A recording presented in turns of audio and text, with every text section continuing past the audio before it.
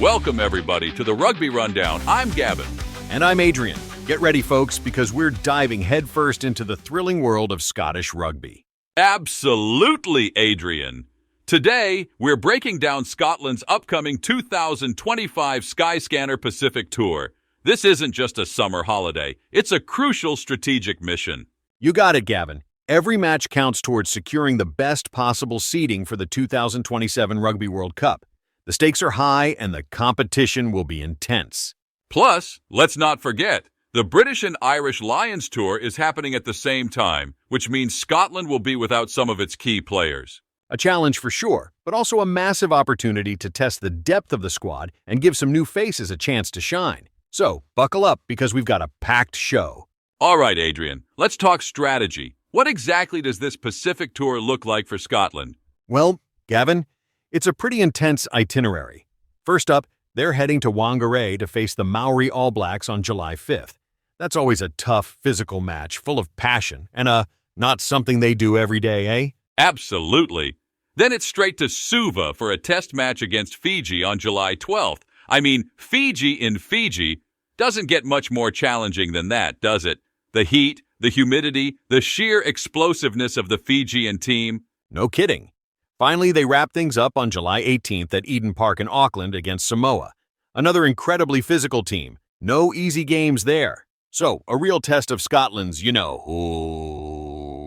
mettle. Exactly. And Gregor Townsend's made it clear that this tour is all about securing those crucial World Cup seeding points. With the draw coming up after the autumn tests in 25, every single point matters. And with those Lions call-ups, it's a fantastic chance to really see what the wider squad can do. Develop some new talent, see who steps up under pressure. Plus, Fergus Pringle is getting a shot with the coaching team as well. So, development all around. Speaking of stepping up, Adrian, the biggest news has to be Rory Darge being named sole captain for the tour. Big vote of confidence, right? Huge. I mean, he's been co-captain with Finn Russell, but this really puts him in charge. With so many senior players missing, it's Darge's team now. It shows what Townsend really thinks of him, you know? Absolutely. And let's be honest, Darge has been phenomenal for Glasgow Warriors. Since he got there in 2021, he's been like a machine. Seems to win every award going. His tackle numbers are insane. He's not just a bruiser, though, Gavin. The guy can attack, too. He's a really modern player. That URC Elite 50 selection proves he's one of the best open sides around right now. It's all action and dynamism. And this appointment, it feels like a shift in the team's identity, doesn't it? Less about the flair of the backs and more about the grunt and physicality of the forwards. A real foundations-first approach. Definitely. And this tour is the perfect place to test that. Against teams like the Māori, Fiji, and Samoa, you need that physicality. So this is Darge's chance to really lead by example and show everyone what he's about. Let's talk about those forwards, Adrian. The engine room. Always key, but especially on a tour like this.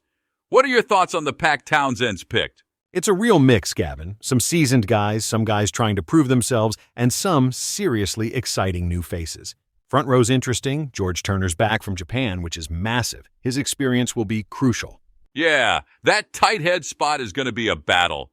With Xander Fagerson out injured, it's a real chance for someone like Will Hurd or even uncapped Finn Richardson to step up and make a name for themselves, you know? Definitely.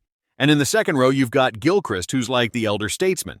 But then you've got these young guys like Williamson and Henderson pushing for game time. Building for the future, I think. Back row is just stacked as always. Darge leading the way, Richie back in the mix, Fagerson returning from injury. Then you've got the inclusion of Alexander Masabaka. Big unit. Masabaka's inclusion is a talking point, isn't it? Bradbury misses out, which some fans are surprised by. But Townsend's clearly looking for something different. Masabaka offers that raw power, and Townsend is obviously betting on his potential. Worth the risk, I think. Okay, Adrian, so the forwards are sorted, but what about the backs? The big question is, how does Scotland's attack function without Finn Russell pulling the strings? That's the million-dollar question, Gavin. Townsend's gone for 3 very different fly-half options, and it's going to be fascinating to see who steps up, eh?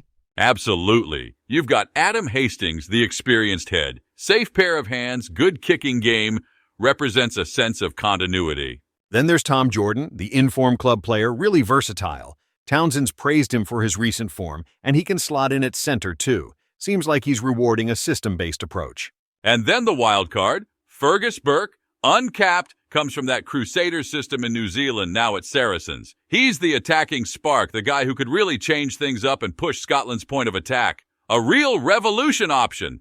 It's a proper audition, isn't it? That Fiji game especially, whoever gets the nod there tells you a lot about Townsend's thinking. What about the rest of the backline? Plenty of pace and power out wide. Guys like Darcy Graham, Kyle Stein, Aaron Reed. Scrum halves are all nippy, like White, Horn, and Doby. They can really up the tempo. Versatile centers too. Redpath, McDowell. Townsend's definitely gone for guys who can thrive in a fast, loose game, I think. All this should make for a fun tour. Right, Adrian? Let's talk about the new blood. 3 uncapped players are on this tour, each with a real chance to make a name for themselves. Who are you most excited about? Fergus Burke, for sure. The fly half from Saracens. He's come through the Crusader system in New Zealand. High pedigree, eh? Apparently he's a real running fly half, always looking to attack the line. Yeah, he's got that creative spark we were just talking about. Then there's Alexander Masibaka, coming in from France, eh?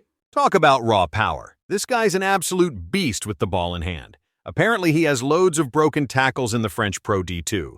We are looking for some gain line dominance here. Absolutely. A real physical phenom. That could be a game changer for us. And finally, we've got Finn Richardson, the tight head prop from Glasgow. Solid as a rock in the set piece, apparently.